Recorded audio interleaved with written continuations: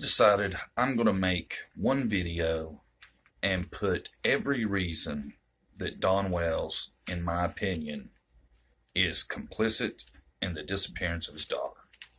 And it's going to be a long list, so just sit back. Number one is easy. Day one, it was past tense. From day one. That's in itself extremely troublesome to me. I would never give up hope on my daughter that quick. Number two, in the first interview that him and Candace did together, there's so much just crap. Take, for instance, they lied about why her hair was short. Why do you lie about that? That seems so insignificant, but yet they lied. One person said Summer did it. The other one said the other one did it because she wanted to be like Candace and the boys. Why lie? It's simple enough. Why lie? And I think we know the reason. After getting the tour of the Wells property, it's because she had lice. I would almost guarantee it. I mean, you've seen the house. Come on. And don't give me that poor stuff. You don't have to be rich to clean your house. Number three, said he'd give up hope in no time flat. The only dad I've ever seen that I've given up hope. Number four, your fake religious narrative. It is so obvious that you are in no means trying to live a life of a Christian or a Seventh-day Adventist or whatever you feel like. It's so fake that I am in utter shock if anybody actually buys it. I think some people do, but you ain't fooling this old boy. And, to go along with this fake religious narrative, anybody happen to realize the day he got his DUI was on his Sabbath? It was a Saturday.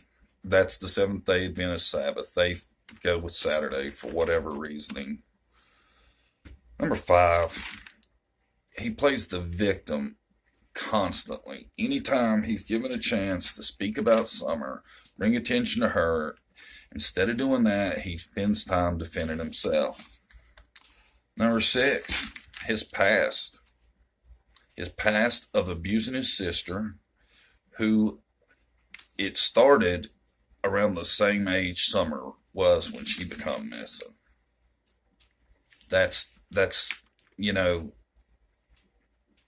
a problem for me.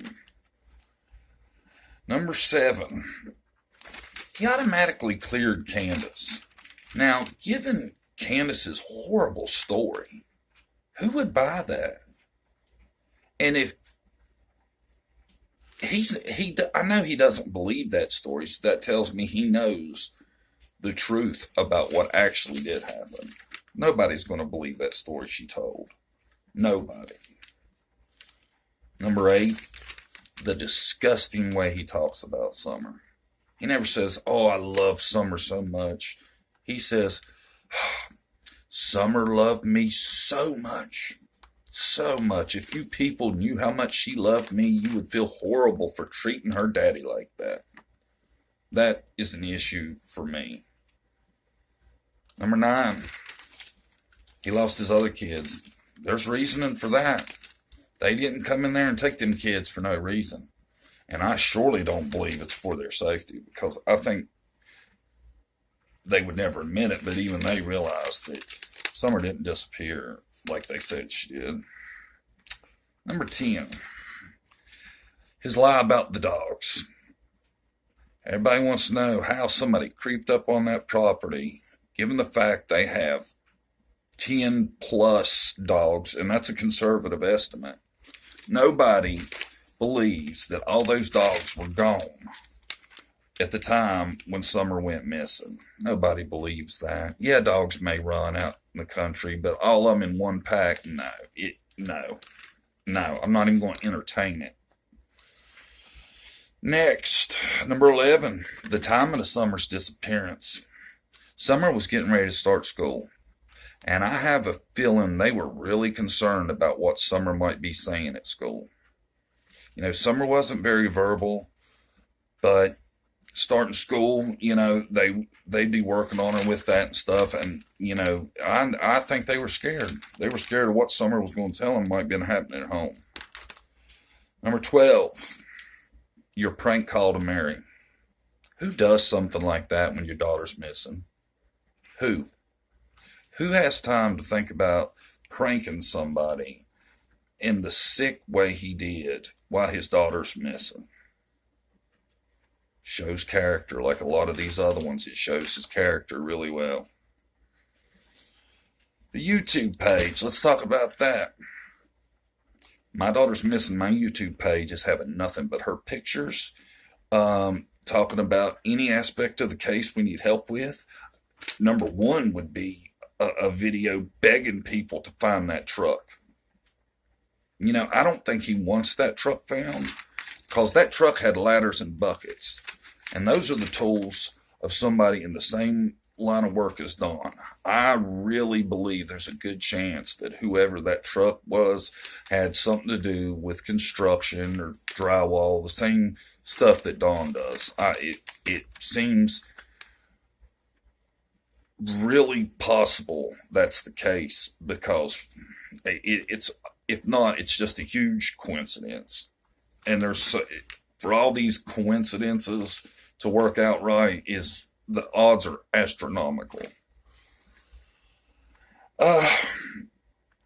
Let's go to day one. He never thought she was in the woods. He never searched the woods. Why? Why would you immediately rule that out? He can say Summer was scared of the woods, but still, the odds are much better that she was in the woods than some stranger came up and abducted her out of that house. And, the last one is, who? Who? If it wasn't Dawn and Candace had nothing to do with it, and I'm not saying Dawn physically did it himself, but Dawn knows who did it, and Dawn's complicit in having it done. Because if it's not them, then who is it? Who had such perfect timing that they avoided the dogs, they avoided the boys, they avoided Grandma, they avoided Candace, got in, got Summer, immediately, apparently, made it to where she couldn't scream, she couldn't fight, couldn't nothing. Who did that? I mean, think about how hard that would be to pull off. Impossible. Dawn, you know you did it. I know you did it.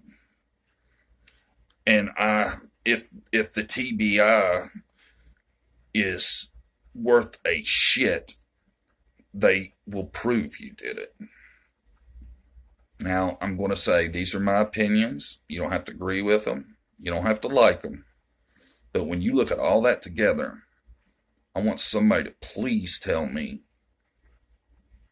I'm wrong and explain why. Comment below. I'm dying to hear it.